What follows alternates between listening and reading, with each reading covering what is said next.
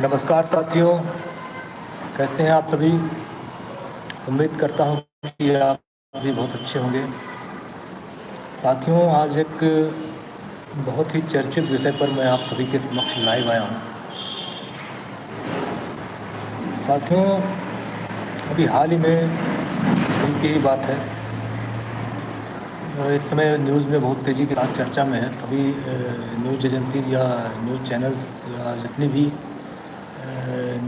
Social media पर पूरी तरीके से छाया हुआ है कि आज़म खान जी जेल से बाहर आ गए हैं। अब आज़म खान जी किधर जाएंगे, किस पाले में जाते हैं, बड़ी अफवाहें उड़ाई जा रही हैं। बहुत सी सुनने में बातें आ रही हैं कि आज़म खान जी बसपा में जा रहे हैं,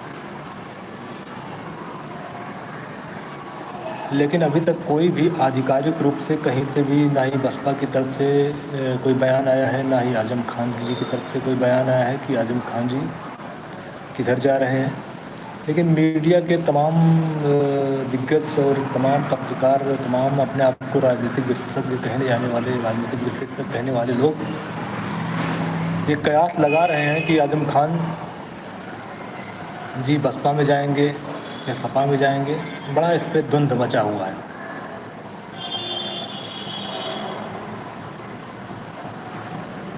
वास्तव में क्योंकि यह बहुत ही महत्वपूर्ण समय है जब आज़म खान जी को रिहाई की गई है, क्योंकि इधर पंचायत के चुनाव उत्तर प्रदेश में आने वाले हैं, 26 में होंगे, और 2027 में विधानसभा का भी चुनाव है।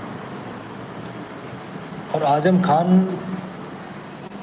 न ही उत्तर प्रदेश के बल्कि देश के राष्ट्रीय स्तर पर एक बहुत ही चर्चित और मुस्लिम समाज में मान्य एक बहुत बड़ा नाम है। और इनके जिसके पाले में अगर ये जाते हैं तो मुस्लिम समाज का एक बड़ा तबका, बड़ा वोट उस पार्टी के साथ जुड़ जाएगा, कोई इसमें संदेह नहीं है। लेकिन आज़म खान जी की भी एक खासियत है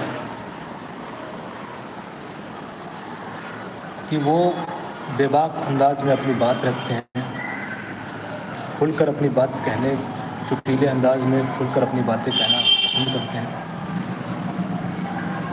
और बसपा अपने आप में बहुत ही अनुशासित पार्टी है, वन मैन शो कह सकते हैं या वन मैन पार्टी कही जा सकती है। वहाँ पर सिर्फ एक ही व्यक्ति बोलता है या बोलती है, तो बाकी लोग को उनको सुनना पड़ता है। तो अगर उधर चले जाएंगे आज़म जी, इसकी संभावना हमें बहुत ही कम लगती है। लेकिन उनका इस अवसर पे छोड़ा जाना यह भी साबित करता है कि कहीं ना कहीं कुछ इसमें सेटिंग हुई है, कहीं ना कहीं कुछ इसमें रणनीति के तहत ही उनको जमानत दी गई है। वैसे तो उस पर करीब 100 मुकदमे लगभग चल रहे हैं, लेकिन उनका इस मौके पर जमानत पे आना, छोड़ा जाना, ये कहीं ना कहीं अभी चुनावी माहौल में इनको बाहर आना है, तो कहीं ना कहीं इसके पीछे कुछ राजनीतिक मंशा हो या राजनीतिक कुछ इसमें रणनीति हो, इससे भी इनकार नहीं किया जा सकता। और अभी तक उनका कोई भी ऐसा बयान नहीं आया जो ये संकेत दे कि वो किस तरफ जा रहे हैं। अभी तक तो जो भी उनके बयान आए हैं उसमें उन्होंने कहा कि मैं अभी अपने स्वास्थ्य पर ध्यान दूंगा, अपना इलाज कराऊंगा, उसके बाद अन्य चीज़ों पर बाद में बात करूंगा। अभी तक उन्होंने अपने पत्ते खोले नहीं। लेकिन विचारधारा के नाम पर तो बेसिकली जो वहाँ से जहाँ से उनकी जन्म हुआ है, जहाँ से उन्होंने राजनीति शुरू की, तो समाजवादी पार्टी है। लेकिन कहीं ना कहीं समाजवादी पार्टी के प्रति उनके मन में थोड़ा बहुत नाराज़गी भी हो सकती है, क्योंकि उनके संघर्ष के टाइम में पार्टी ने उतना साथ उनका नहीं दिया जितना उनका चाहिए था या जितना उनको आवश्यकता थी, जितना वो डिजर्व कर रहे थे। बहुत राजनीतिक विश्लेषक प्रयास लगा रहे हैं कि बसपा के साथ जाएंगे, कि सपा के साथ जाएंगे, लेकिन जो माहौल में छोड़ा गया उससे ये इनकार नहीं किया जा सकता कि कोई ना कोई रणनीति के तहत ही आए हों। और आजम खान जी के जाने से अगर बसपा में चले भी जाते हैं तो उससे पूरा का पूरा मुस्लिम वोट उनके साथ बसपा में नहीं शिफ्ट करेगा, बल्कि क्योंकि मुसलमान जो है या मुस्लिम वर्ग है वो जीतने वाली पार्टी को वोट देना पसंद करेगा, जो भाजपा को टक्कर दे सके। विधानसभा चुनाव हो चाहे पंचायत चुनाव, कहीं भी जो भाजपा को के साथ मजबूती से डट कर लड़ सके।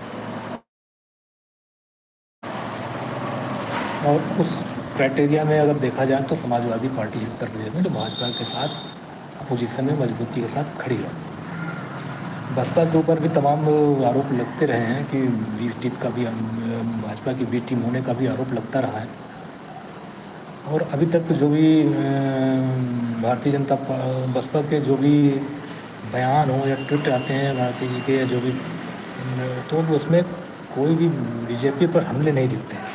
तो ये सब चीज़ें अभी तक पिछले 7-8 सालों से अगर देखा जाए तो बसपा या उनकी मुखिया ने भारतीय जनता पार्टी को भी घेरने की कोशिश नहीं की, केवल विपक्ष को ही घेरने का काम किया है। तो इसलिए मुस्लिम वर्ग पूरी तरह बीएसपी पर भरोसा नहीं करता, क्योंकि उनके मन में भी कहीं ना कहीं संदेह है कि ये पूरी तरह मुस्लिम की आवाज़ मजबूती के साथ नहीं उठा पाएंगी, ना ही संख्या बल के आधार पर, ना ही इस समय उनकी जो स्थिति है उसे देखते हुए अंदाजा लगा जाए। इसलिए कयासों के बीच अब तो ये समय ही बताएगा कि ऊँट किस करवट बैठता है। आजम खान जी किधर जाते हैं, आजम खान जी बसपा की तरफ जाते हैं कि सपा की तरफ जाते हैं, यह तो समय ही बताएगा। और बहुत जल्द ये चीज़ें सामने आ जाएंगी, इस वक्त हो जाएगा कि उनका क्या फैसला है, क्या रणनीति है। और आप लोग तो सब देख ही रहे हैं, स्पष्ट है, सब कुछ खुली किताब की तरह है, बाहर आ गए हैं। अब इंतज़ार करते हैं हम लोग कि उनका अगला कदम क्या है, उनकी अगली रणनीति क्या है। इसी के साथ आप सभी को बहुत बहुत धन्यवाद। जय हिंद, जय भारत, नमस्कार।